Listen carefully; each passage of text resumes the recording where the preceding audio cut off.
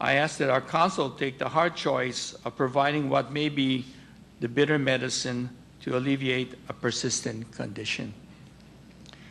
And in closing, I just want to make a comment that one of the alternative routes you folks are considering, seriously consider the airport route as part of it.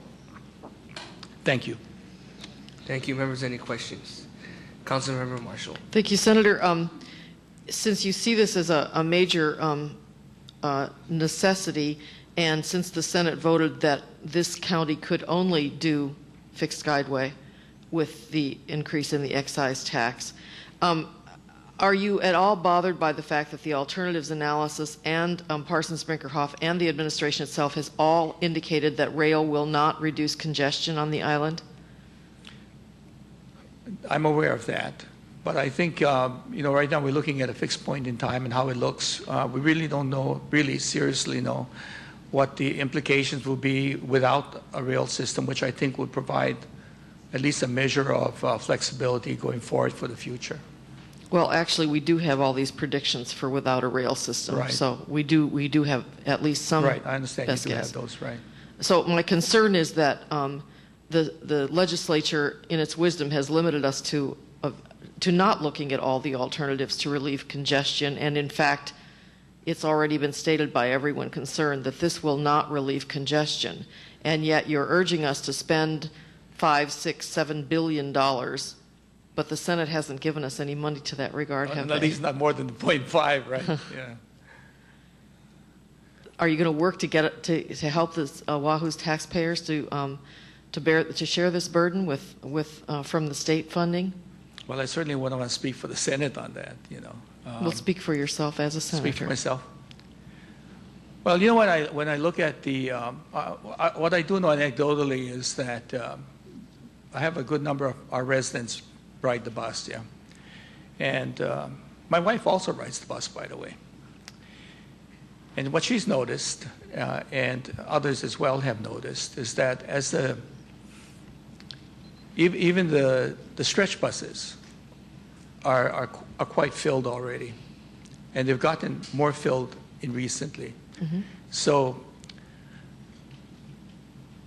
the travel time for those people, and a good number of our residents actually work in town,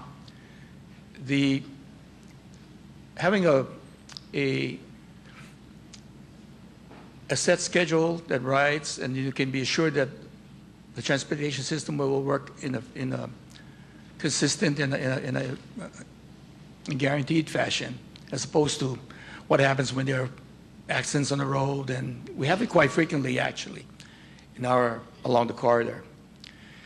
That it provides another way of dealing with the traffic congestion. True, it's not going to eliminate traffic congestion, but I think it's a measure of another mode of travel that will alleviate that. And I think it's the best we can expect, I think.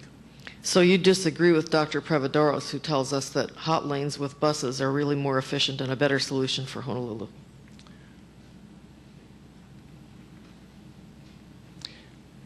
My sense is it won't. Why?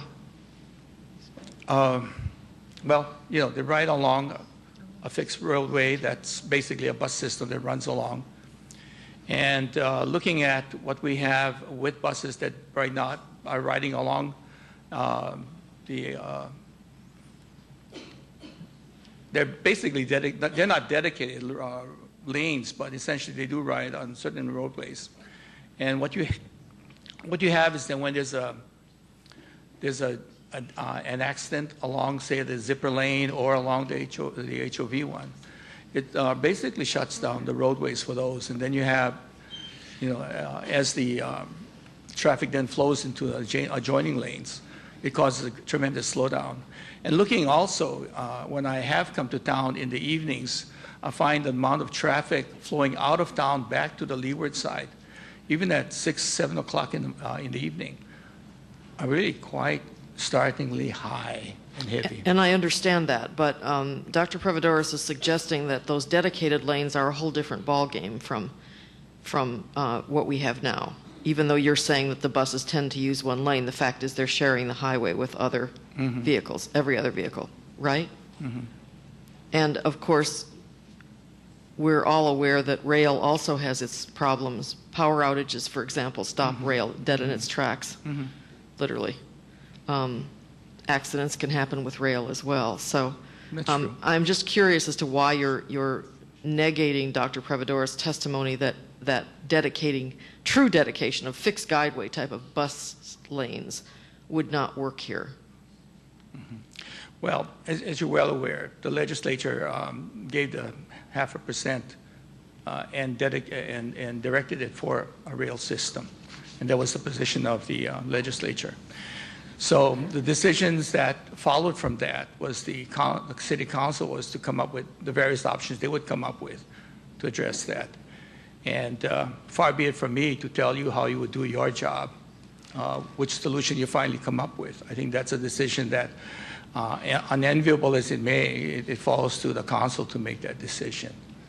So Looking at all of those. You suggesting that the GET excise increase could not be used for a fixed guideway if it were running buses instead of trains? At this time, I wouldn't want to state that. I'm not sure, to be honest, and I wouldn't want to state that. Thank you. Thank you, Mr. Chair. Any further questions? No further questions. Thank you.